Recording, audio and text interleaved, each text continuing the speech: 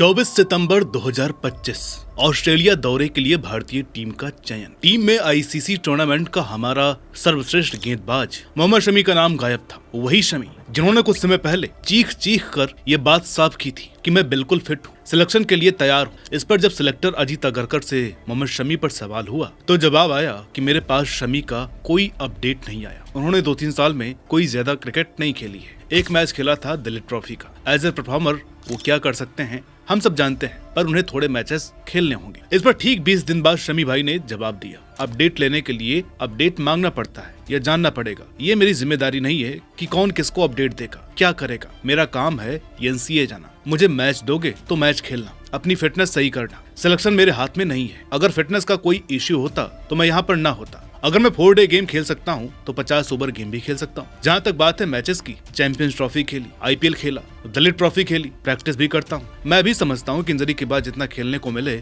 मेरे लिए अच्छा है, लेकिन मैचेस दोगे तभी तो खेलूंगा ना। अब देखिए, इस वीडियो का अंजाम क्या होगा ये तो मैं नहीं जानता। ये वीडियो रहेगी या डिलीट कर दी जाएगी कुछ नहीं पता है, लेकिन एक बात जरूर कहूंगा, अगर आपने इसे पूरा देख लिया तो आज के बाद कोई ये नहीं पूछेगा कि हमारे यहाँ सिलेक्टर्स दिग्गजों के करियर कैसे खत्म करते हैं। आज की वीडियो में हम शमी और अगरकर कंट्रोवर्सी का एक अनकहा पहलू भी जानेंगे, जिसने भारतीय सिलेक्टर्स की डार्क साइड का पर्दाफाश कर दिया। लाइव एग्जाम्पल भी देंगे प्लेयर्स के, सिलेक्टर्स के सारे हथकंडे बताएंगे, जिससे सब पानी की तरह साफ हो जाएगा कि कैसे दूध में पड़ी मक्खी की तरह निकाले जाते हैं प्लेयर्स। जो बातें मैं आगे कहने जा रहा हूँ हो सकता है ये हर किसी को पसंद ना आए, लेकिन मैं पहले भी कह चुका हूँ कि ये कोई जरूरी नहीं कि हमारी बातों से सभी लोग खुश हों। नमस्कार, मेरा नाम है अनुराग सूर्यवंशी और आप देख रहे हैं क्रिक माइंड। वीडियो में आगे बढ़ने से पहले एक रिक्वेस्ट है कि इस वीडियो को लाइक जरूर कीजिएगा। इससे ज्यादा कुछ करना चाहते हैं तो इस वीडियो को आप हाइप दे सकते हैं।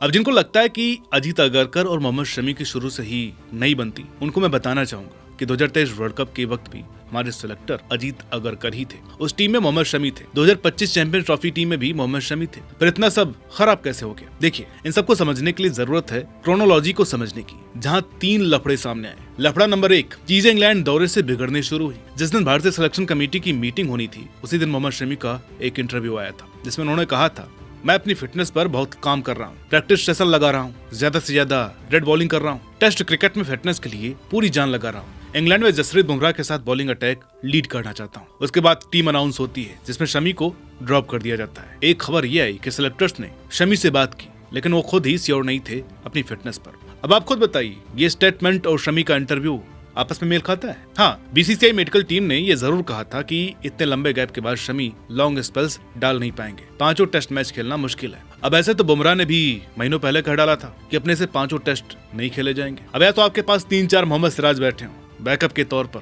तो समझ में आता है, लेकिन आप इनके बदले लेकर किसको जा रहे हैं? प्रसिद्ध कृष्णा, शार्दुल ठाकुर, अंशुल कंबोज की वाइल्ड कार्ड एंट्री करवाई। वो भाई अपने डेब्यू पर 120 पर बॉलिंग कर रहे थे और नीतीश कुमार रेड्डी की बॉलिंग भी ढंग से यूज नहीं की। अब उधर इंग्लैंड भी जोफ्रा आर्चर को लेकर के आए ही। वो 2021 के बाद से टेस्ट खेल रहे थे। शमी तो फिर भी 2023 का WTC फाइनल खेले थे। बंदा खुद इंटरव्यू में कह रहा है, लेकिन फिर भी इग्नोर। लफड़ा नंबर 2, इंग्लैंड दौरे में जो हुआ उसे आप शायद ये देखकर नजरअंदाज कर दिए होंगे कि शमी को अगले साल होने वाले T20 वर्ल्ड कप के लिए मैनेजमेंट फ्रेश रखना चाहती होगी। एशिया कप में तो भाई का नाम आ ही जाएगा, लेकिन इधर भी इनको टीम में नहीं लिया गया। अब ऐसे में जब इनसे सवाल पूछे गए तो इनके जवाब से साफ पता लग रहा था कि इनके साथ कोई बात नहीं की सिलेक्टर्स ने। इन्होंने साफ कहा कि अभी दलित ट्रॉफी में खेला, अगर वहां खेल सकता हूं तो एशिया कप भी खेल ही सकता हूं। Zero communication. अब इस फैसले को डिफेंड करने के लिए कुछ लोग आएंगे जो कहेंगे कि शमी की परफॉर्मेंस आईपीएल में बेकार थी। हम मानते हैं कि भाई की इकॉनमी 11 की थी, बेहद ही खराब। तो भाई हर्षित राणा ने कौन से मेडन ओवर डाले थे? उन्होंने भी तो खूब मार खाई थी। और आप शमी जैसे दिग्गज को कब से आईपीएल के बेस पर सिलेक्ट करने लगे? अब यहाँ पर बात ये बनेगी कि हाँ भाई, हर्षित राणा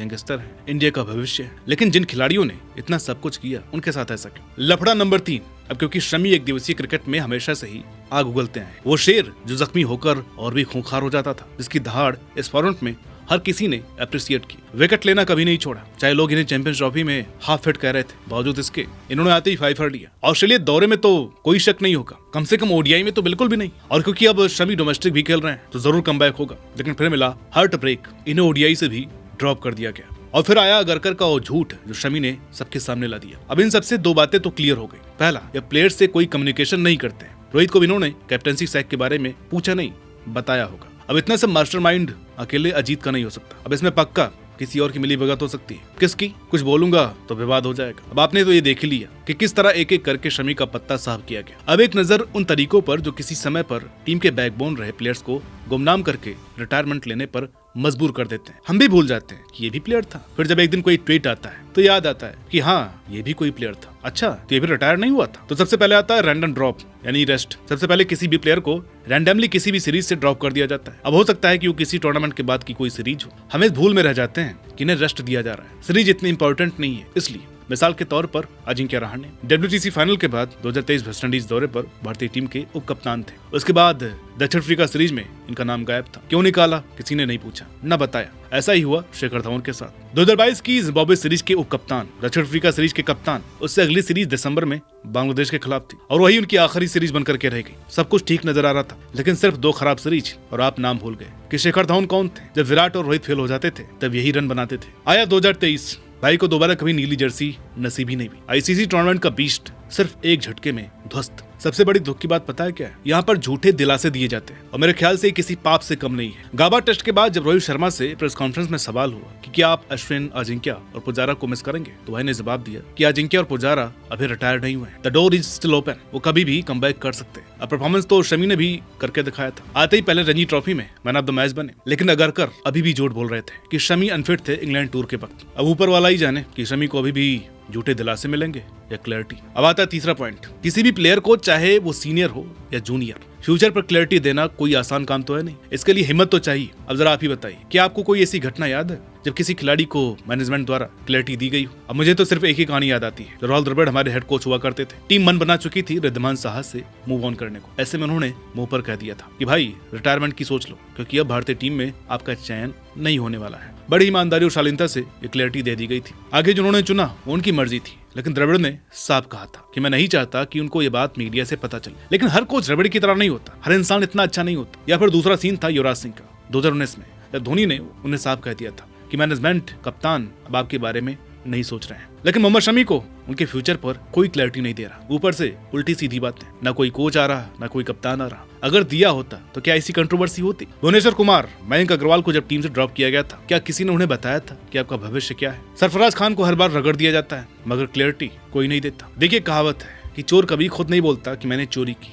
ठीक वैसे ही सिलेक्टर्स, कोच खुद से तो कभी नहीं बोलते इस प्लेयर को क्यों निकाला या इसका भविष्य क्या है इस टीम में। हर कोई राहुल द्रविड़ या धोनी नहीं होता है जो प्लेयर्स के साथ सब बातें क्लियर करेंगे। अब ऐसे में पत्रकारों का फर्ज बनता है, जो उनके सामने प्रेस कॉन्फ्रेंस में जाकर के बैठते हैं, उनका फर्ज बनता है सवाल करने का कि भाई टीम में क्या चल रहा है। युजवेंद्र चहल पर कोई सवाल क्यों नहीं पूछता? जब टीम में सेलेक्ट ना होने पर भी ओपिनियन पूछा जाए तो मोहम्मद शमी ने फैन को अपने यूट्यूब चैनल पर बड़ी अच्छी बात बोली थी कि या तो आप समझ नहीं रहे या मैं समझा नहीं पा रहा हूँ। मैं सिलेक्ट नहीं हुआ और आप मुझसे पूछ रहे हो कि मैं सिलेक्ट क्यों नहीं हुआ। अरे आप उनसे पूछिए ना जिन्होंने टीम सेलेक्ट की है। पर ये सवाल भला पूछे को, अब क्योंकि है ये दिलेरी वाला टास्क। पर दुखद तो ये है कि आजकल निष्पक्ष पत्रकारिता कोई नहीं करता। कमेंटेटर्स या तो प्लेयर्स की PR करते हैं या इतने हार्श हो जाते हैं कि एजेंडा लगने लगता है। ना कोच दिलेरी दिखाते हैं, ना रिपोर्ट्स। अब ऐसे में रगड़े जाते हैं बेचारे प्लेयर्स। अंत में हम यही कहना चाहेंगे कि हो सकता है कि कल को हर्षित राणा सुपरस्टार बने, हम भी ये कामना करते हैं, लेकिन इसके बदले जो शमी के साथ हो रहा है वो गलत है। ये दिग्गज बेटर ट्रीटमेंट का हकदार है। इन सब में सियासत ना हो तो बेहतर होगा। बाकी आपका इसके बारे में क्या कहना है कमेंट करके बताइएगा।